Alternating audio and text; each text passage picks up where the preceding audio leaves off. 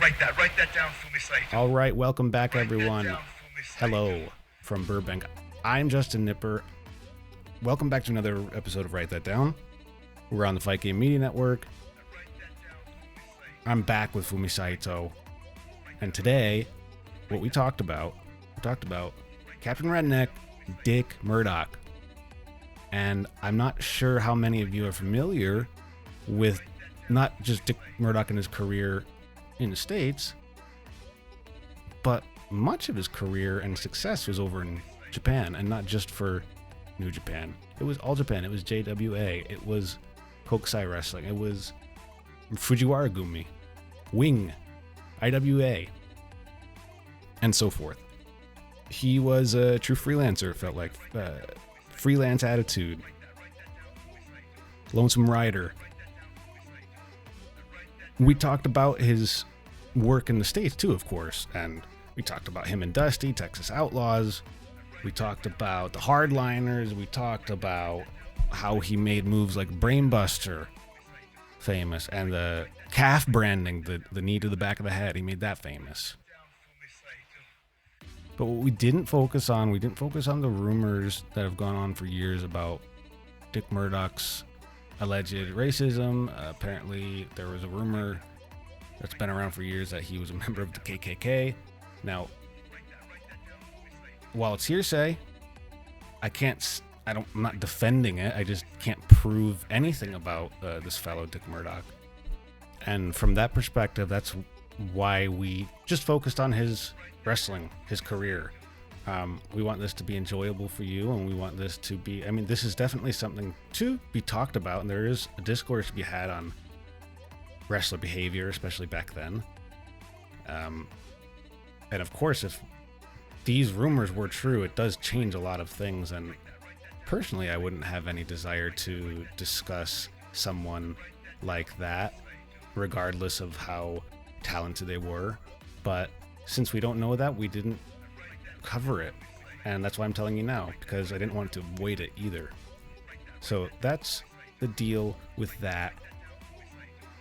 If you have thoughts or you want to talk about more of this, email me, contact us. I just wanted to let you know that we're not talking about that on today's episode. We talked about the in-ring career, and we always try to give you guys a little bit more of a positive spin. We're trying to avoid the dark side of the ring steez. So again, if you have questions, comments, or you want to expound on this area of Murdoch's life, let us know. But just up front, we're talking about his career, and if that makes you uncomfortable, I completely understand. But in my mind, I've separated or compartmentalized his professional work with the rumors of what may or may not have been said or done. That's for you to decide for right now.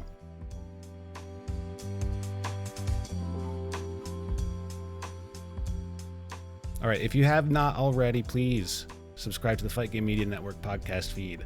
It's on Apple and Spotify, Downcast, Stitcher, wherever you usually listen to your podcast. Please hit the subscribe button. It helps us very much. Thanks for all the kind words lately. Thank you for the support.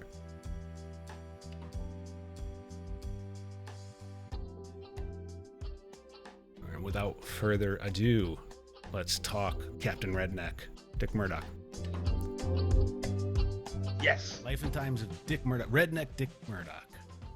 Without saying in America, he was just Dick Murdoch in Japan. Murdoch. Murdoch. Yes. That's Murdoch. right. Yeah. Like the vowel sound, at the end.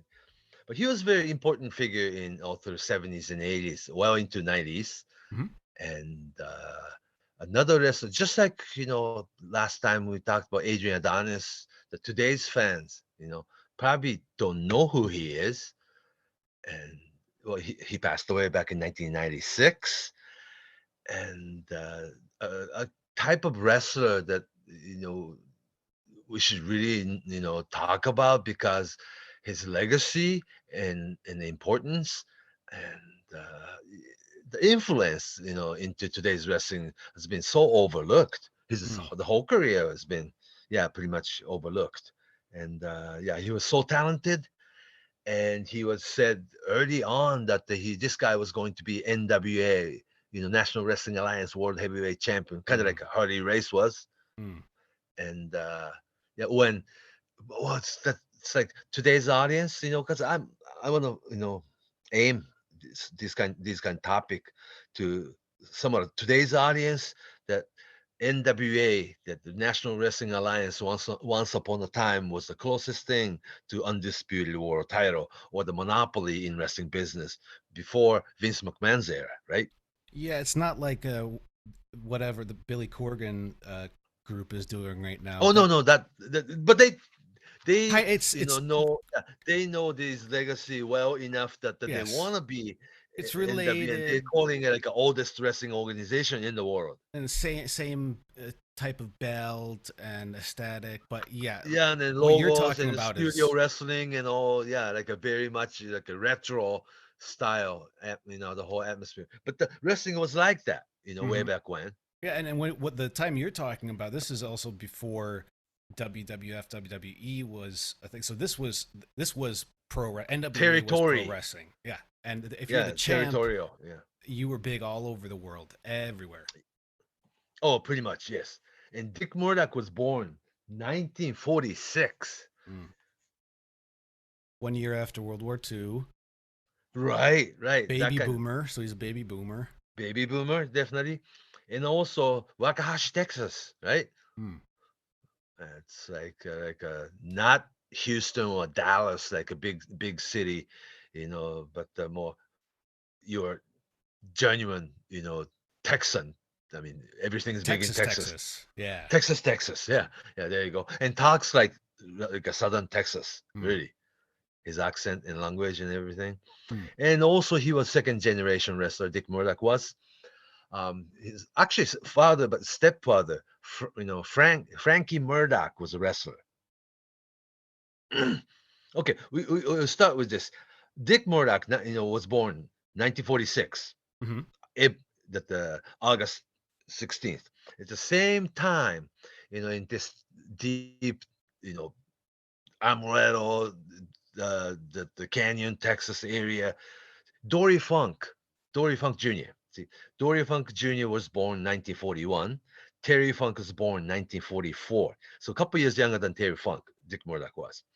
And Dory Funk's and Terry Funk's father, Dory Funk's, we call him Dory Funk Sr., but at the time he was Dory Funk, period, right? Father Dory Funk was running Amaretto, Texas territory. Now we're talking about territory days of wrestling. There was Paul Bosch's big Houston territory in Texas, and Joe Blanchard, Tully Blanchard's father, running San Antonio, Texas. And Amaretto, Texas, Dory Funk was running his territory.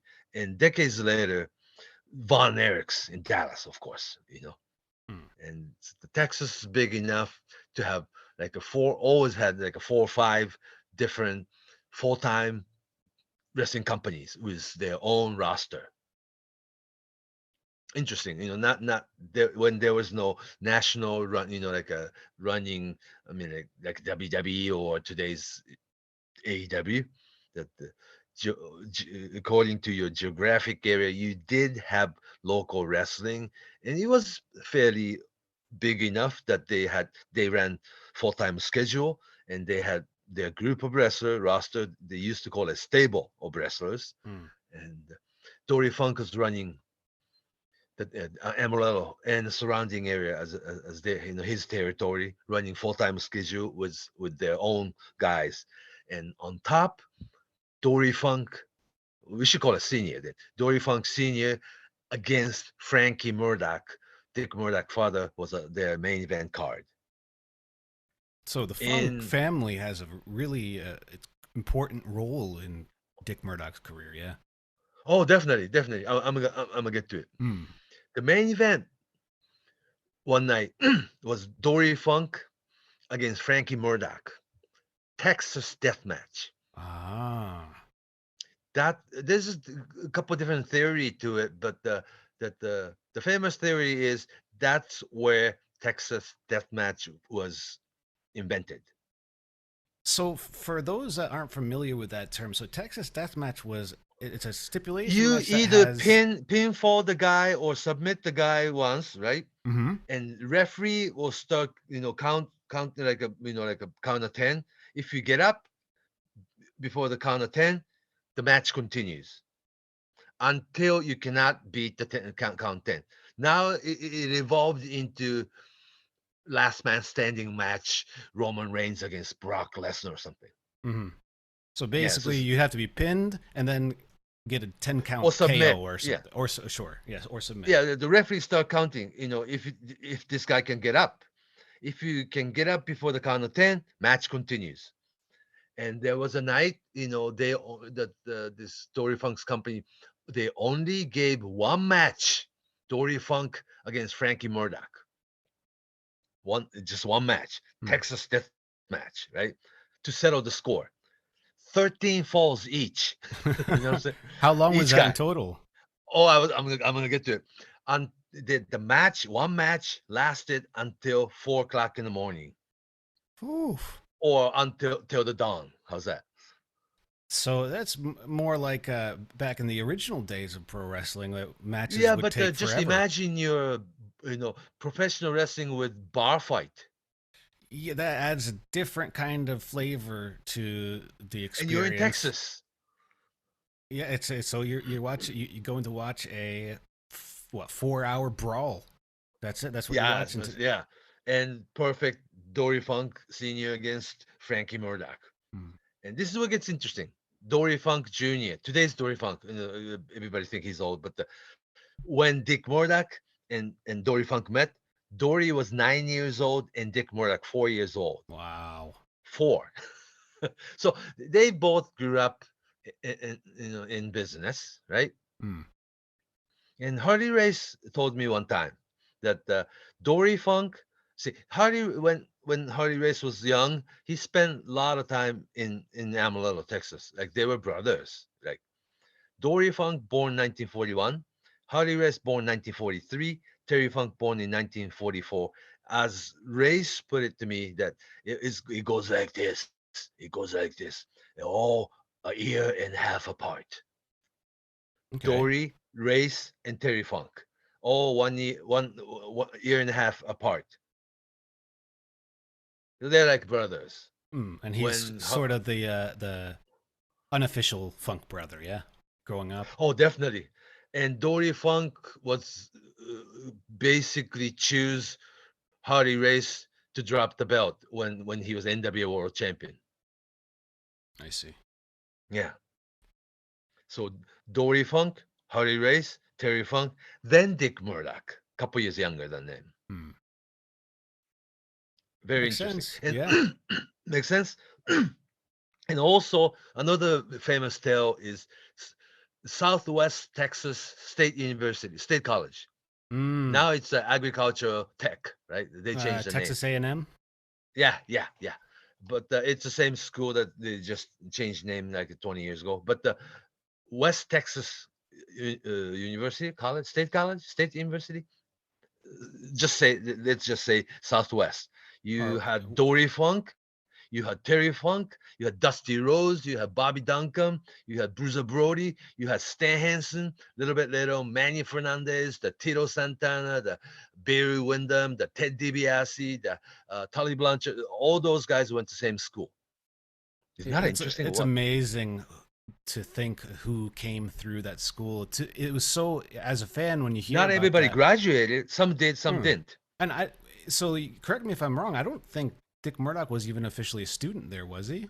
Actually, he went to Southwest for 1 semester. I see. Okay, so then he attended football practice, but never went to classes.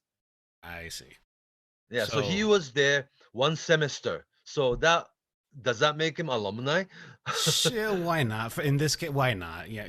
Yeah. Okay. Yeah. And the funny story is he only attended school like 1 semester, but played alumni football games. I think that's the story I heard. That yeah, he played the alumni Yeah, football games.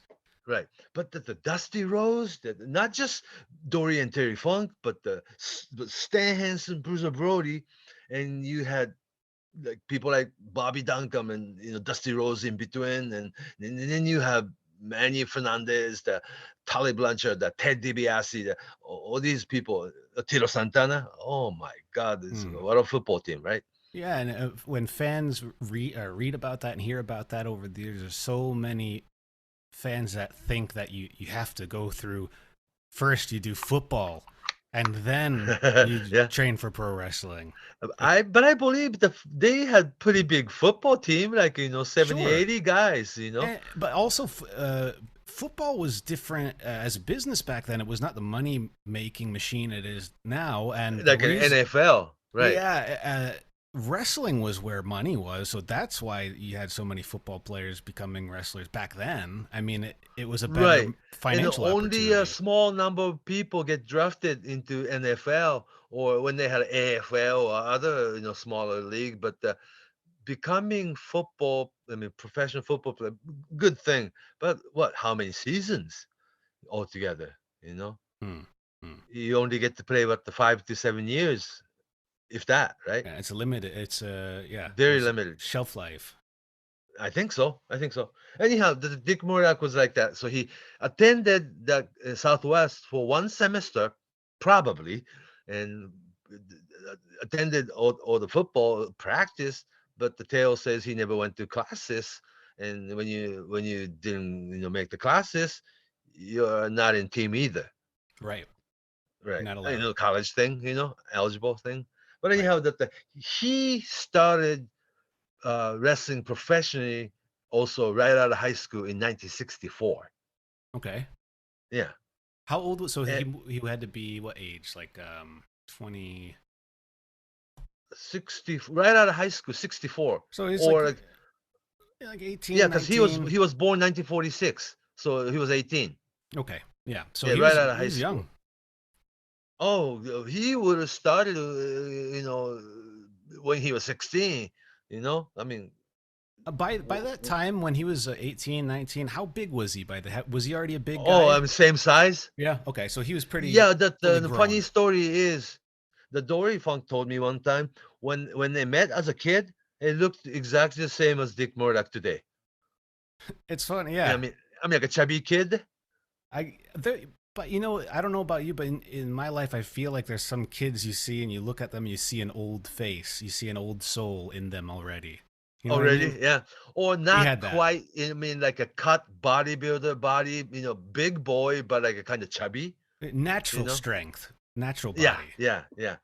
Well, all in all, the Dick Murdoch never lifted weight, But he did look like a tough guy. He looked like somebody who could beat you up. And back then, yeah, and then really tall and heavy set, like natural 260-ish, 270 even. Athletic like a football player. Oh yeah, he was throwing drop kick, the flying head scissors, and everything else. And he did the knee to the head, the falling knee drop to the head. The calf-branding. Calf-branding. Okay, I didn't know it was called that. Yeah. Mm-hmm. Oh yeah, that's kind of his signature. His thing. Yeah, I'm not sure if he invented it or not, but he really did that, right? Calf-branding. Sounds like a Texas name. Texas move too. Yeah. Right. Yeah. And this as a kid, both Dory Funk, Terry Funk, and Dick Murdoch all witnessed their fathers doing Texas Deathmatch, right? Mm-hmm. And in the territory. And the young Dick Murdoch's first trip was 1968. So he must be 22. Okay. Yeah. With people like Dick the Bruiser, the Buddy Austin, young Hardy Race and all. And then when he went to AWA to become Texas Outlaws. Texas Outlaws. Dirty Dick Murdoch and Dusty Rose, young Dusty Rose, heel, young, and was programmed against very similar, but the generation older, real heavy set two blonde guy, Dick the Bruiser and the Crusher Rusalski. Yeah, it's almost like both teams sort of mirrored each other's looks. Yeah, I think so. But the Dick Murdoch and Dusty Rhodes even taller. Same kind of chubbiness and short blonde hair. Yeah, and all bleach blonde hair and all played football, of course. Mm-hmm. And similar, beer drinking brawl style, right? Mm-hmm. And that both had similar down south twang and dialect accent. Yeah, and short black trunks. Yep. So they like you said, mirrored each other, really complemented each other. And I guess Dick Murdoch and Crusher was, getting a little older, and Dusty Rhodes and Dirty Dick Murdoch was young, big, like a heel, And then they had successful run. Then the reason we're talking about Dick Murdoch today was that, 1964 between 1964 and then he passed away in 1996. So he had 32-year career. 32-year career. Substantial. Yeah. And out of 32 years, he spent his 28 years in Japan. 28 years in Japan. Yeah.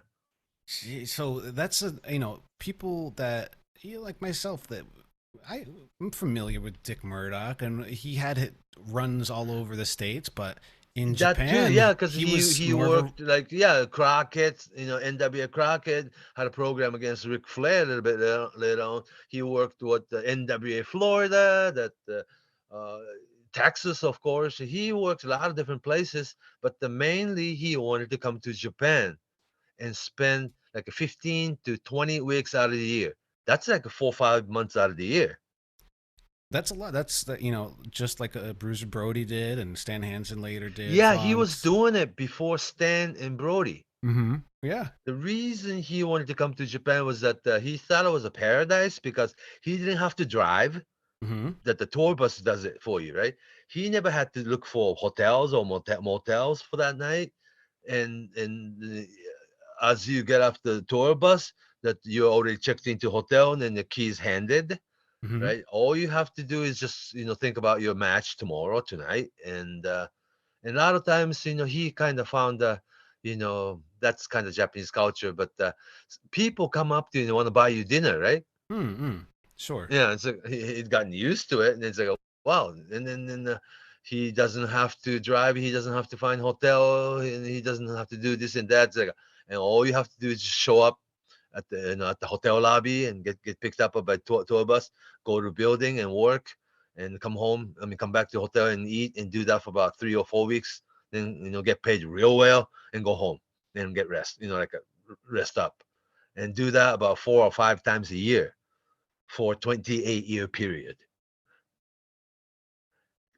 He was one of the wrestlers early on, like in mid-70s, that like one of the candidates to become NWA World Heavyweight Champion, along with people like Harley Race, and Terry Funk got the belt for a year, like years before Ric Flair era. But he did not want to have world champion schedule, town to town, territory to territory, airplane to airplane, hotel to hotels. That's not his thing. Yeah, and it didn't have to drive, so he could drink all of the beer he wanted to in Japan.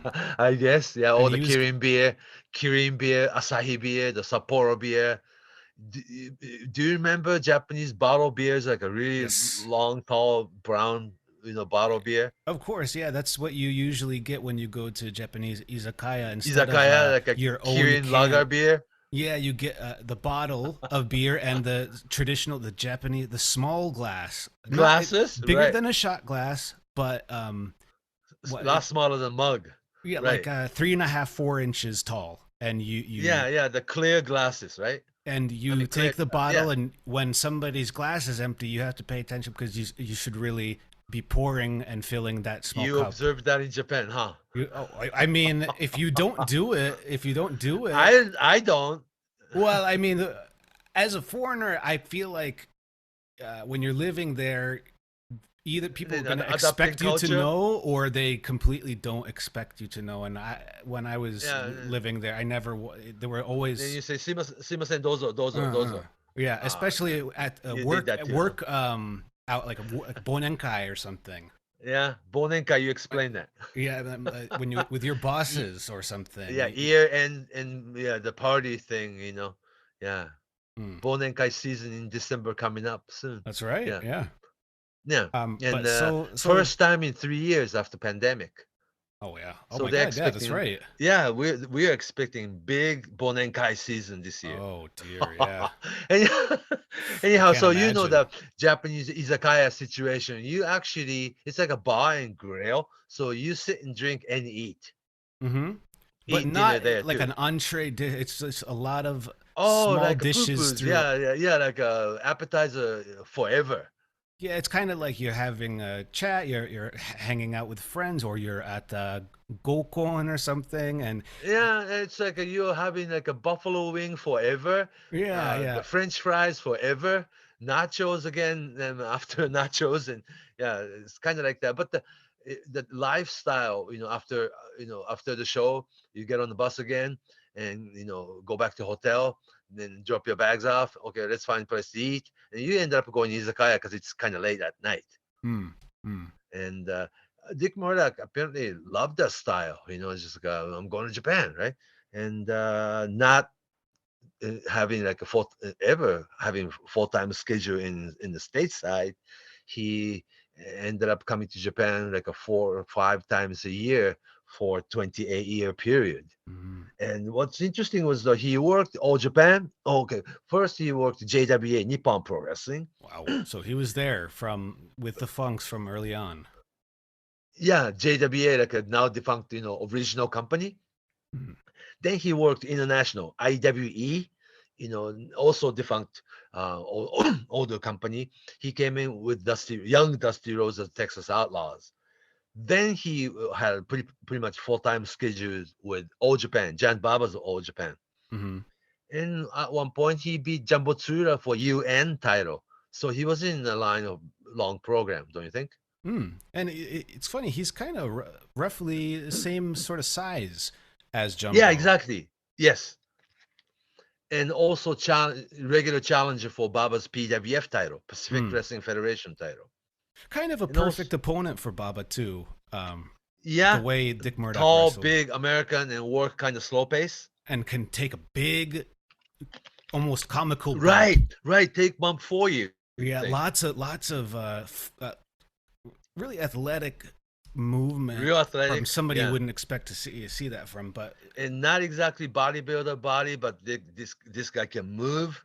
Mm-hmm. Working class body. Yeah, and then when you want to have good wrestling match, he'll do it. Mm-hmm. When you want to have more comedy oriented match, he can do it. Mm. And he had this 50 different ways to get out of headlocks. I mean, yeah. You know what I'm saying? Yeah, I remember that. Yeah, probably learned from his father or by watching their fathers. So if you remember, Japanese wrestling, if it's All Japan or New Japan, they never have promos or the backstage skit or anything like that.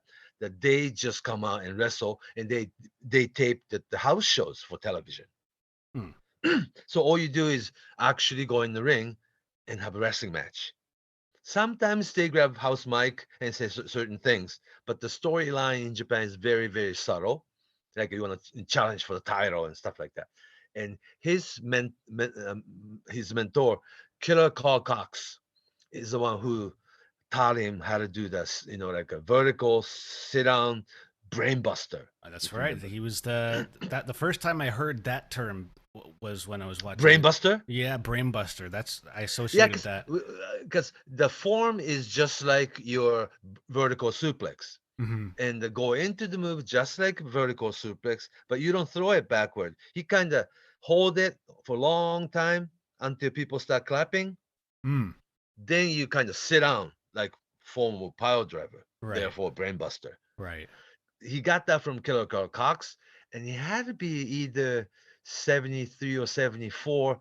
John Baba, put together a single match between Dick Murdoch and Killer Carl Cox in Japan, American against American.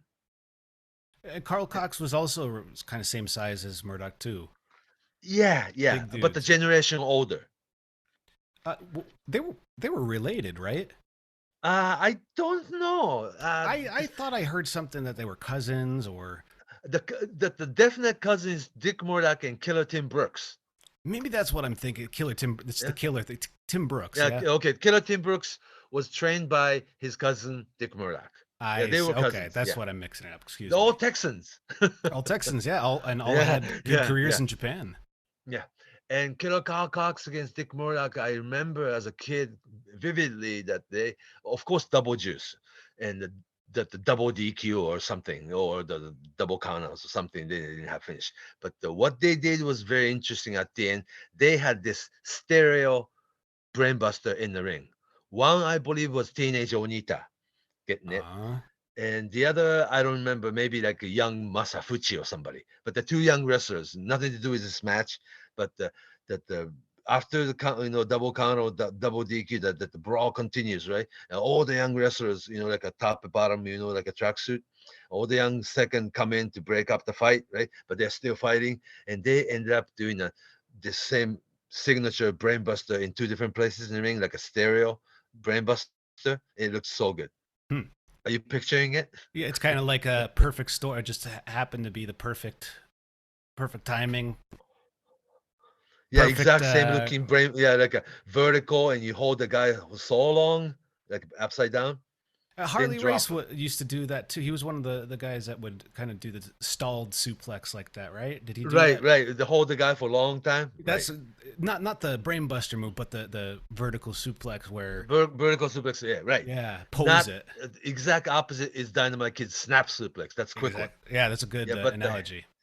Right, that's exactly opposite. But the old-fashioned American heavyweight guy would do this vertical holding guy upside down for a real long time for the audience far away. You know what I'm saying? That's right. Yeah, you show them what you're doing. Yeah, and it has to be that the wrestling has to be have to be something that it's understood by audience far away. Yeah, it's Giant Baba School wrestling. Yeah, it's hard to see what you're doing if you're on the mat, grappling, trading holds, headlocks, leg locks. It's without and then also they were the old-fashioned wrestling. Well, I was gonna say old-fashioned wrestling school, but the school of wrestling, not a wrestling school. But right. The old-fashioned wrestlers were told to do it in the middle of the ring, not the side of the ring or by the corner or by the turnbuckle. Bring yourself and your opponent back into the middle of the ring and do it. WWE still does it today. You bring your match into the center of the ring always. Mm-hmm. You can do certain things in the corner, certain things by the rope, by the apron, but eventually, 10, 15 seconds, seconds later, you have to bring your match into the center of the ring. Yeah, you have to make sure that fans realize that this win couldn't be disputed. It was in the center of the ring. Yeah. So that's once you know it, you watch even today's match. Oh, they're doing it still today. Mm-hmm. So it's a lot to learn.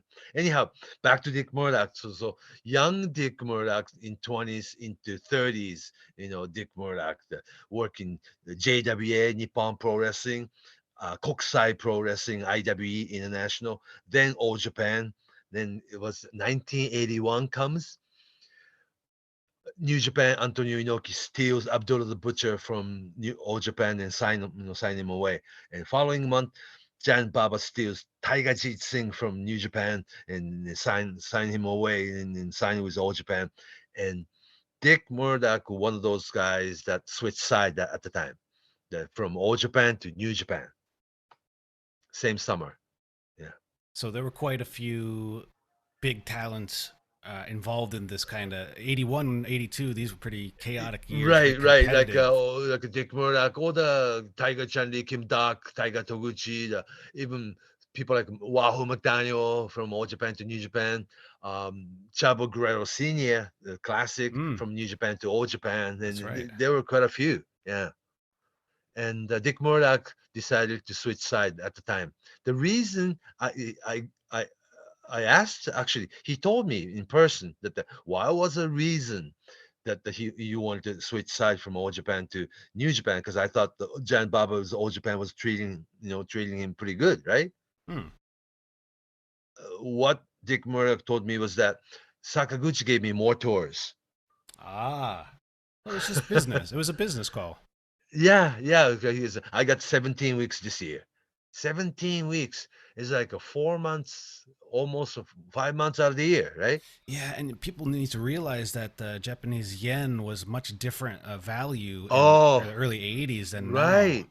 I mean, that's a lot of money. It's very cheap now, yeah. But at the time, yen value was really high. And also, Japan was the only place charging people $100 for ringside ticket when wrestling in late 70s and 80s in America was like a $20. Yeah, it was definitely what's the approach in America. I feel like the old approach was to try to get everybody, as many people in as you could, right? Whereas in Japan or something like St. Louis, wrestling at the Chase, there's more $50 ringside. Yeah. It was like $20 ringside was like considered expensive or something. Yeah. When movie was $375, right? Yeah, but also around the States, certain things cost more, cost less, and I think in Texas, $20 in 1981. That could.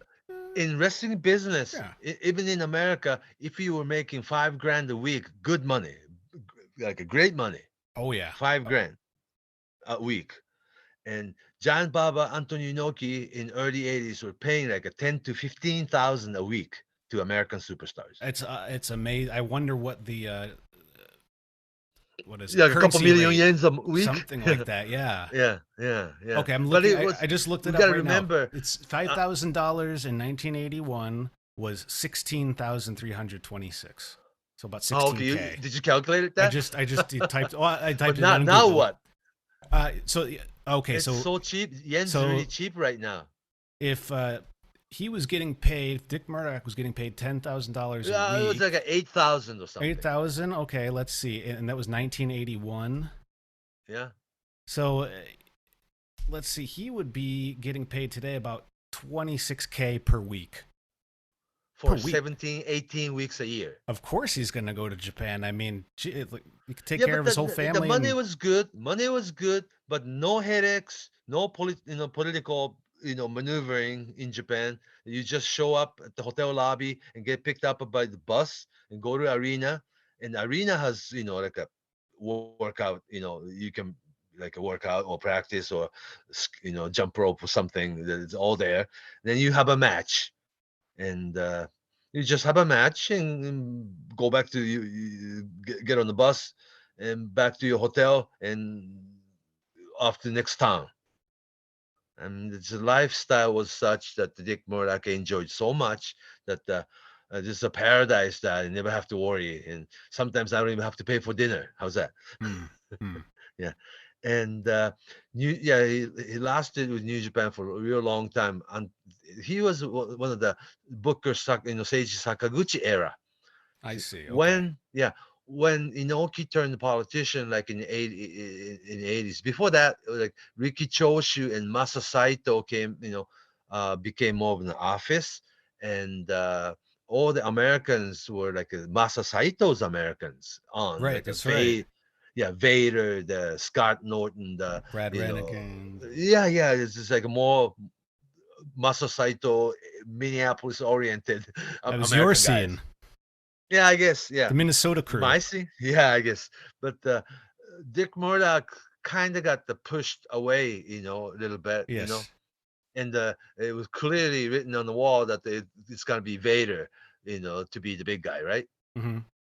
Yeah. So he got booked less and less. But then again, after New Japan, he worked for Onita's FMW and the spin-off Wing and IWA Japan. He also works Tenru's WAR. Then at the end, he was working for professional wrestling Fujiwara Gumi.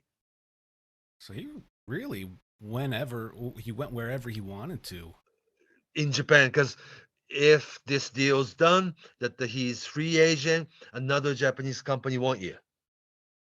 I think he also took advantage of that in the States too. I mean, when he did come back to the States and he had his Mid-South run. In between. Yeah, I mean, they were Well, all, he even worked WWE with Adrian Adonis a little bit. yeah, what was their name? Not the East-West connection, North-South connection. Something like that, right? Something like that. And also WCW, he and Dirty Dickie Slater was at the headliner. No, head something. Headhunter? No, the head honchos. No, that this is I can't remember, but the Dick Murdoch and Dickie Slater, Dirty Dick Murdoch and Dirty Dickie Slater was a team for WCW for a while too. Oh, yeah. They tried to recreate it too in the 90s with Bunkhouse Buck. Remember that? Ah, okay, very similar. Hmm. Bob Brawling, beer drinking guy, like a fighter. Yeah, but so he was working these American companies in the States in the meantime, but basically he always worked in Japan, and he was well liked. American side always worked against Japanese, but people always liked him almost like a babyface. Oh, let's and also the very important that the single program that we cannot forget, that the 4th annual IWGP tournament final was Antonio Inoki against Dick Murdoch, 1986. 1986. So it was, I think, were Inoki and Murdoch around the same age? Inoki's like 3 years older, 1943. Okay. So yeah. not too far apart. So but they were kind of towards the end, nearing the end of their careers by this point. Yeah, but they had a very senior wrestling match though. Like a mature wrestling match, not like flying, between ropes or anything like that. No comedy spots. Yeah. They had, like a collar and elbow tie up, lock up to headlock to hammerlock back to topless lock and all these things. Yeah, very convincing. And also put Dick Murdoch in IWGP tournament final. How well thought Dick Murdoch was for Inoki's company. That says a lot. It says a lot. Yeah, because inaugural IWGP tournament was 1983. Inoki against younger Hulk Hogan. Hogan won and became the first champion. 84, Inoki and Hogan again. 84. And 85, Inoki against Andre the Giant. And 86, Inoki against Dick Murdoch. So see that he was important. Yeah. We also, when he was going into Japan, like you said, he would come back and forth, and he would appear for promotions in the States. But also, when we were talking about with the team with him and Dusty, the Texas Outlaws, they appeared in a famous movie around this time, the AWA. Oh, time. The Wrestler. The Wrestler. Yeah. Yeah, not the Mickey Rourke wrestler. That's right. This is the Vern Gagne. Vern Gagne's 1970 movie, right? Yeah, The Wrestler. Yeah, he appeared. Young Ric Flair in it. Of course, Billy Robinson in it. Dick Murdoch, Dusty Rhodes. Yeah, quite a few other guys were in it. And they even had lines. Yeah, I remember not just appearing in the background. Yeah. They were at a bar or something. Yeah. Yeah, I remember the scene. They it's not a good movie. I can't tell anybody out there listening to go. I don't even know that the DVD existed, that the VHS tape existed.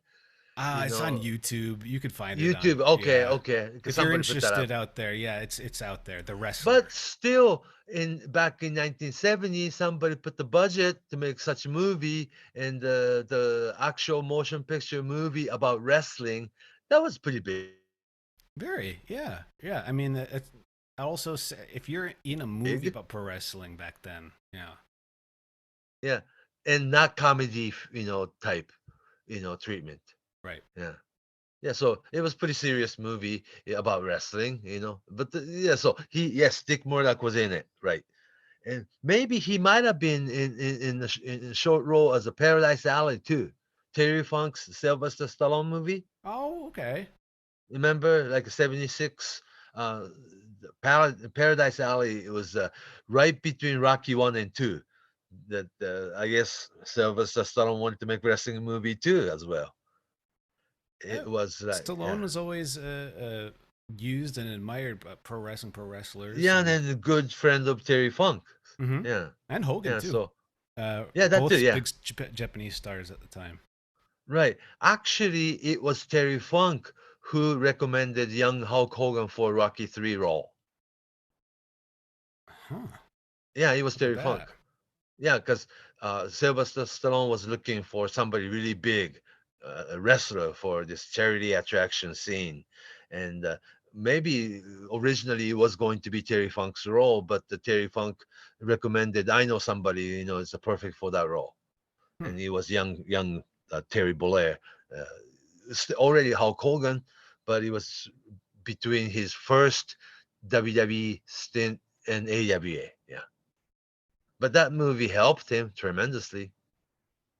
Yeah, he at least it seems like his name value had to have increased at around that time Right, in the right. States. As a Thunder Lips. Yeah. Yeah. Oh, with Hogan, yeah, for sure. Yeah, yeah. And after track, but Hulk Hogan was wearing Thunder Lips gown in Japan first. Ah. Yeah, in the Well, back he says Thunder Lips. Yeah. the I mean movie name, yeah. But yeah. Actually, Hulk Hogan and Dick Murdoch toured together in Japan in the early 80, 81, 82, 83. Yeah. that's interesting to think about because really, to me, I feel like they're such different wrestlers. Yeah, but they were in the same dressing room Oh probably yeah, 15 yeah. weeks out of the year. I mean, in terms of style, and in terms of Yeah, inside yeah. the ring, they're so different. But Well, around the same time, Abdul the Butcher and Hulk Hogan were in the same dressing room. sure, Yeah. sure. With Dick Murdoch, it's hard to. I mean, you should go out and watch Dick Murdoch's work because he was. I can't. There's nobody really to compare him to these days. Does the best. I think he does the best working punch. Yeah, Yeah. Yeah. better than Terry Funk, better than Jerry Lawler. They're up there. They're up Hmm. there. Yeah. Yeah, definitely. Yeah, Oh, he you was just kind of said Jerry Lawler and Terry Funk, of course, but the same craft. yes. The old fashioned, light as feather working punch, but looks great thing. It was an art, right? And Yes. yeah, they came out of the same era. Yes. And Terry Funk and Dick Murdoch, of course. Yeah. Murdoch also was somebody who could throw a pretty beautiful drop kick. For that size of guy. And Amazing. yeah. And standing flying head scissors, Yeah, that's not right. touching anybody, Before the Yeah, for times that. of Frankensteiners, there was the flying head scissors. Head scissors, right, right. Oh, yeah. Scott Steiner's, Frankenstein changed the whole mode or whole, I guess that the whole mechanic of wrestling there. But until then, yes, Dick Murdoch and Red Bastien's flying head scissors was like a really really beautiful move. Mm. And he was doing that to Giant Baba. He was doing that to Jumbo Tsura with New Japan. He was doing that to Fujinami and Inoki. Yeah. So Almost 300 switching, pounds. yeah. Amazing. And sometimes, American superstar working New Japan and All Japan and New Japan, and it's the same wrestler, but some guys look better with All Japan, and some guy looks better with New Japan. For Dick Murdoch, he worked exactly the same. That's interesting. He didn't have Isn't it to though? he didn't have to change his sometimes He you was do have just to being alter your himself. style. Yeah, like you and I talked about the calf branding, right? He was Yes. doing perfect calf branding to Fujinami every time. Whereas you have somebody like we talked about last week, Adrian Adonis, who could Oh, work he does that too. Yeah. but he could also be completely different. Mm-hmm. He could adapt. WWF, for example. He was a different style wrestler. Where I know what you're talking about, though. His style of wrestling worked wherever he went, which was Yeah, his rhythm and mannerism. It Yeah. allowed him to work all over the world. Yeah, and I hate to say, I hate to sound cliche, but like what they call a good worker or something, right? Oh yeah, but Yeah. it's hard to convey, I guess, that how valuable it was to be. Well, that's why today's wrestling audience, that the listener of our podcast has to go out there and go find Dick Murdoch's 70s match and 80s match on YouTube. That the match we just talked about, Killer Carl Cox and Dick Murdoch single match from All Japan's mid 70s, that exists in YouTube. You can find it. And I believe there are a couple of his matches on New Japan World from his time around then too. Oh yeah, well High definitely the definition. IWGP tournament final, Dick Murdoch against Antonio Inoki, the serious one. That was a Mhm. serious version of Dick Murdoch. Yes, and also 1985, the year before that, he had single match in Japan against Bruiser Brody at Korakuen. Mm. Another same size kind of guys. Yeah. Big guys who can move. I'm sure. And yeah, I was there at the building that Bruiser Brody didn't really mess with him. So Know what I'm when you saying? were there, when you saw them in the ring, how did people react to two big Texas pro wrestlers? But I Oh, mean, that I'm was sure it was. interesting because there was a type of match that the people cannot know the outcome of it. Oh, Bruiser Brody will beat Dick Murdoch. No, Dick Murdoch's stronger. It's like suspense, and it's just like unknown territory was there. Actually, Dick Murdoch is tougher. No, no, no, Brody's better. It was perfect, and they did the double bloody juice thing, and I don't think they had finish like double counter or double DQ of sort. Yeah. Very popular finish around that time. Yeah, because who can win, Well, between Dick Murdoch and Bruiser Brody between in them or 1985? even to Tenru and Choshu, and Of course, of where the course. stars are so big, you might as well have them And be stay protected. right, And stay it protected. wasn't, yeah, and then it wasn't going to be the only time they meet in the ring. Right, If right. match is good and they got over or something, that they'll do it again. But Dick Murdoch, Dick Murdoch Bruiser Brody match only happened once. Yeah. Mhm. Yeah, they didn't do it again. But there was Akira Maeda against Dick Murdoch match in a single match a couple times. That's another good styles clash. Uh, Akira Maeda was already doing UWF style kick and Mm. suplex and submission only. Never bounce off the rope. Total opposite to Dick Murdoch, what he did. Yeah, but what's so smart about Dick Murdoch was though they're fighting outside the ring, right, and teasing double counter, right? Mm. But they try so hard to get back in the ring, right? And Maeda grabbed Dick Murdoch's trunks, and it's famous. Dick Murdoch never tie his tights. You know what I'm saying? And as so as they're not very Maeda tight. grabs never. It's always loose. Mm. Always for some reason, and never tight. Easy to be pulled off, you could say. And as Maeda, as serious as he was, he grabbed Dick Murdoch's tights off, then bare ass shows at the Korakuen Hall. Maeda couldn't help himself. Yeah, but it just takes UWF away from him, don't you think? Yeah, that's how special Dick Murdoch was, I guess. He had that ability to. Yeah, and then also he could wrestle as much as Maeda wanted it. And there's nothing wrong with the match. And I went to downstairs and asked Maeda how he was, and he said, "Oh, I got a good sweat." Like it was good match. He actually enjoyed it. He had a lot of respect for Dick Murdoch. Yeah, it wasn't comedy, and also he was tough guy. And he can wrestle and do the serious style when he wanted to. So Maeda had a lot of respect. I think maybe why that worked, and I think one good reason to watch Dick Murdoch these days is he's a great example of a great pro wrestler who never looked like he had any choreographed things in his That's match. right. That's right. No matter what. In 1987 version of Akira Maeda and Dick Murdoch, I don't think they went over spots. Of course, yeah, of course not. I mean, so like an old-fashioned pro wrestler, they probably call it in the ring if they have to. And also Dick Murdoch spoke some Japanese, like good enough to go in the bar and order your own drink and food. Wow. But not quite conversational, right? Sure. And same as Maeda's English, he can communicate, but not in details, right? So I think they just went in and worked. Wrestling is the lingua franca. Wrestling is the language that they had to use. Of course. So it's interesting in hindsight almost that you go find Akira Maeda against Dick Murdoch single match on YouTube or something. It's out there. Yeah, and it's a very interesting match. So Dick Murdoch against Jumbo, Dick Murdoch against Baba, Dick Murdoch against Killer Carl Cox, Dick Murdoch against Maeda, Dick Murdoch against Bruiser Brody, and IWGP final Anthony Inoki match. It's all important. Or Dick Murdoch, Adrian Adonis as a tag team. Great tag team. So lots of tapes.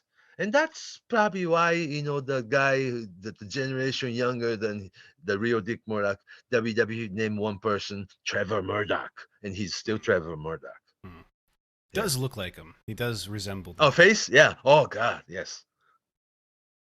And it was a tale that in 1996, he was still living in Amarillo Canyon area, and he was trying to have like local wrestling called Blast from the Past.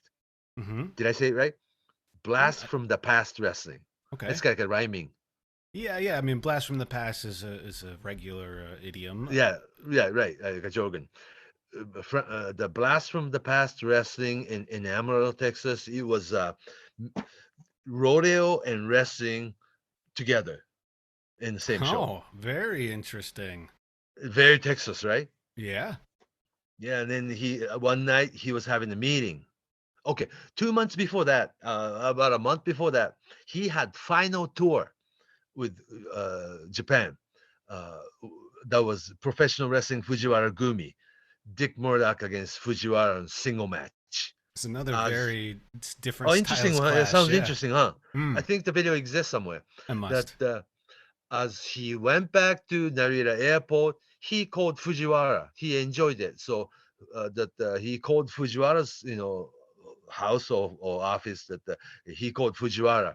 They talked on the phone. Said, Fujiwara, I had a real good time. Let's do it again. And then Fujiwara said, yes, sir, let's do it again. Right? Because they enjoyed each other. Wrestling match. That was June. That was a May of 1996. And 1 month later, Dick Murdoch passed away. Very young. I mean, only 39 years old. Just couple months. I think it's 49. No, 1996 though. 1996. He was born in 1940, so he'd be 49, but almost 50, right? Oh, okay. But 2 months before his 50th birthday. Yeah. I mean, when I first ever saw Dick Murdoch, I was a kid. I was 10. He was in the Royal Rumble 1995. Right, WWF very short stay. This is another example of how Dick Murdoch could just work. Can be in WWF environment. Whomever. And I remember he was. I was thinking to myself, like, wow, this guy doesn't look like the other guys in the ring right now. And I remember he lasted in the ring for a long time. Doesn't look like anybody in there. He looked like he was from the old school. And and something like the Royal Rumble is a great example of watching him do all of his tricks. His his like the headlock stuff, punch and elbow, big elbow bumps, stuff to the comedy, top of the head. Yeah, kind of goofy spots, heel spots, spaghetti legs. Sure, yeah. Or sit on ass kind of thing, bump. Yeah. Oh God, yeah. So he could walk into WWF and does his stuff, and it still works. And back to Blast from the Past wrestling, that the rodeo and wrestling together. Yes. One night he was having a meeting because he was a promoter. He was going to be a promoter. And they actually ran a couple shows. And that night he said, I'm going home early, I mean, like you expect Dick Murdoch to stay in bar and drink more, right? But that night he went home early. All right, see you guys later, right? Then he went home. He didn't even change clothes. He laid on the couch and slept, and he was gone. Sad. Yeah, well, it's like, I heard he didn't even change his clothes. He just laid on the couch as he came home, and that was it for him. Yeah. Just a month later after final tour, and he made total of 54 tours. It depends on how you count it. Sometimes he stayed in Japan between tours because he was there back to back, so he decided not to go home. But depends on how you count it. But he was in Japan 54 or 55 tours. But he was that's a lot. But he was telling me or telling people that I've been here a couple hundred times. He probably felt like it, right? Sure. Yeah. And so after he'd spent all those years in Japan, among the 28 years. Among the pro wrestling fans there, what would you say their impression or overall image of Dick Murdoch Oh, was? Like the fan was yelling at Murdoch, come back soon. Like the end of the tour is like a sumo palace show, right? Mm. And he has, if he's not a main event, he still works like a third from top and against somebody. And the Dick Murdoch's like heel American, but still very popular. It's like, come back again soon. People are, just saying it. And very likable in Japan.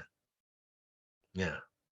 And he picked up language, and he didn't look like bodybuilder, but he was always in shape and happy. And well, of course, Japanese wrestling fan always loved cowboys, right? From your Terry Funk, Dory Funk to Stan Hansen we had more cowboys. But Dick Murdoch was complete Texan too. Yeah, he wasn't a bodybuilder, but he was a wrestler. It was pretty clear. Maybe more like a tall sumo wrestler looking, huh? Sure, yeah, kind of like a slim sumo wrestler. yeah. And he enjoyed the culture, and everybody in wrestling fan knew about it, and how he goes to Japanese bars, not the Western American looking bars, but he wanted to go to izakaya and have like a Kirin beer or a Sapporo beer or Ebisu beer or something like that, right? Yeah. So he was, favorite, was always stayed in main event status. And it was like that. So, so that was my Dick Murdoch story. Because, I was going to say it was cut short, I think so. Young, very young. Yeah, he could go 5 more years, maybe. Yeah. It was in shape. Oh yeah. The legacy. I guess the legacy is. I mean, Trevor Murdoch isn't his real son, but that's the last kind of artifact. Yeah, baseball cap and flannel shirt, and yeah. But if you want to learn about I feel like you can learn so much from Dick Murdoch because he's a wrestler. The video, yes. Because when you look at what he does, he doesn't do all that much. It's how he works. Not like today's spectacular moves, no. No, he could go for minutes, maybe even hours, just throwing punches. Like you said, the way he threw a punch was fun to watch, and by the time the match is towards the end, there's blood everywhere. And there's some comedy-looking bumps.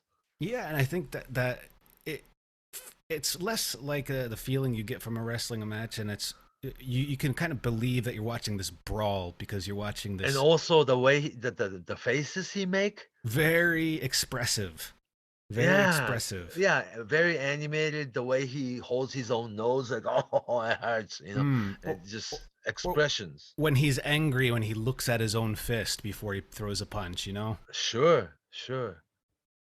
And he was usually taller than your opponent, yeah. So it's very interesting to. And you can still watch Dick Murdoch's old videos from 70s and 80s. You can really learn a lot from it.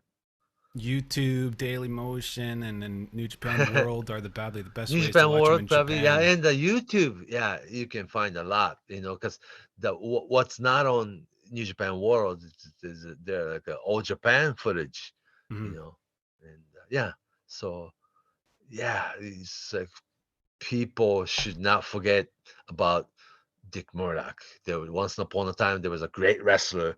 His name was Dick Murdoch, and he was in Japan a lot. I had a big impact and was a regular on the Japanese wrestling scene for years. Yeah, I felt like I grew up watching him. Which is funny because people over here had the same feelings, but watching him in the States. Yeah, You know what I mean? Yes, he was a memorable character. Yeah, never was a world heavyweight champion, but he never wanted to be. He could have been, but he just wanted to have his way, I guess. Yeah. It seems that way. Okay, so if fans or anybody that's listening out there if we have questions about Dick Murdoch, how can we reach you online? Or for that matter, any wrestler or any era or the historical event or history period. Just send me message on Fumi Saito on Facebook or at Fumihiko Dayo, FUMIHIKO DAYO on Twitter. And on Twitter, I'm at Justin M. Knipper, KNIPPER. You can reach us there. So that's it, Dick Murdoch. So until next time. I got so excited. I almost got tired talking about it. Just go, oof. Well, I'm interested and like learning about how he was such a regular star in Japan, not to many people's knowledge over in the States. It's right. It's interesting to think about. He almost had two different lives. People. Yeah. If you don't know about it, people don't think this part of their lives exists. So therefore, pretty much overlooked by now. But we do the one positive thing I guess we can say is there's a chance to revisit and discover and learn. And I'm sure these days, if you're a young talent and you're watching wrestling and you watch Dick Murdoch out there, there's probably a lot you could pull from that. Because I think his style is very timeless. Kind of style, ageless, timeless. Yeah, I'm sure if he was alive and able to wrestle the way he did back then, now I'm sure he could have just as great still matches. Works. Yeah, because of the style. So it doesn't get old. All right, so check everything out. Check Dick Murdoch out. But until next time, Fumi, take it away. So long from Tokyo.